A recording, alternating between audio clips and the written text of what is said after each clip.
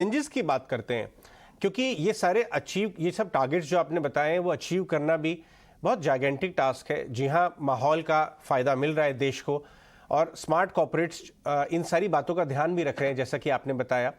लेकिन कौन से ऐसे चैलेंजेस हैं, कुछ और देशों से कंपटीशन, कुछ बड़े प्रोजेक्ट इम्प्लीमेंटेशन में बाधाएं या स्लो डाउन एग्जीक्यूशन में, कौन से ऐसे चैलेंजेस को देश के बड़े स्टेक होल्डर्स को ध्यान में रखना पड़ेगा वाकई में हमें $5 ट्रिलियन, उसके बाद 8, उसके बाद 10, ये जो रहा है, जो रोड मैप आपने बात की, उसे वाकई में अचीव करने के लिए?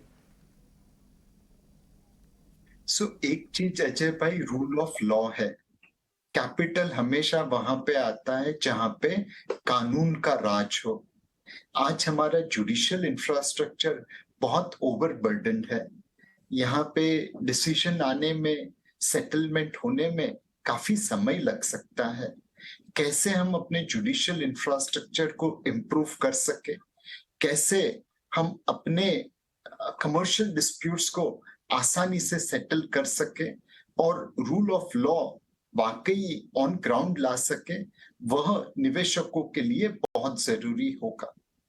दूसरा चीज अजय भाई, जियोपॉलिटिकल रिस्क है।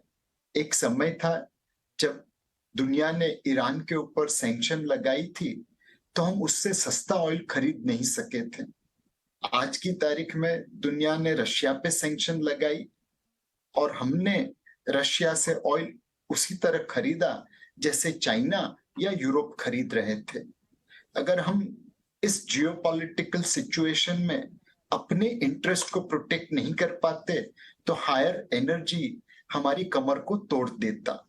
तो कैसे हम ये जियोपॉलिटिकल रणभूमि में अपने आप को नेविगेट करें और अपने इंटरेस्ट को प्रोटेक्ट करें, ये बहुत बड़ी चैलेंज होगी भारत के लिए।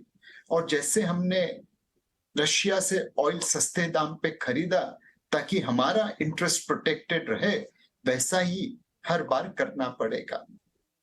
तीसरी चीज है कि हमें टफ डिसीजंस लेने पड़ेंगे। अगर हमें ग्रो होना है तो टफ डिसीजंस लेने पड़ेंगे।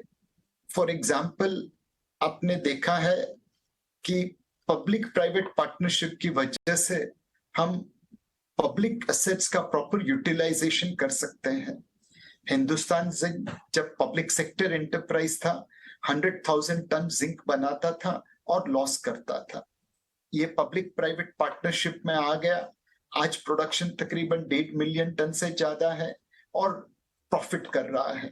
इस तरह से अगर हम सारी पब्लिक एसेट्स का यूटिलाइजेशन बढ़ा सके तो देश का भी फायदा होगा। ये डिसीजन लेने की हमारे पास एज अ कंट्री गुंजाइश होनी चाहिए।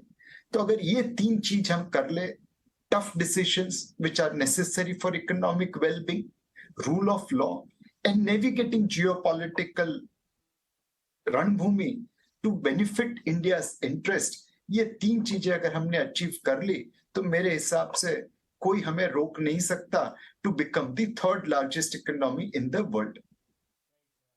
जी हाँ नीरज भाई, इनफैक्ट जियोपॉलिटिकल इंटरेस्ट की जो आपने बात कही है, तो हमारे फॉरेन मिनिस्टर मिस्टर जयशंकर बहुत ही शानदार काम कर ही रहे हैं। उनके कमेंट्स और उनके फैंस तो देश में बढ़ते ही जा रहे हैं, हम सब ने देखा है। लेकिन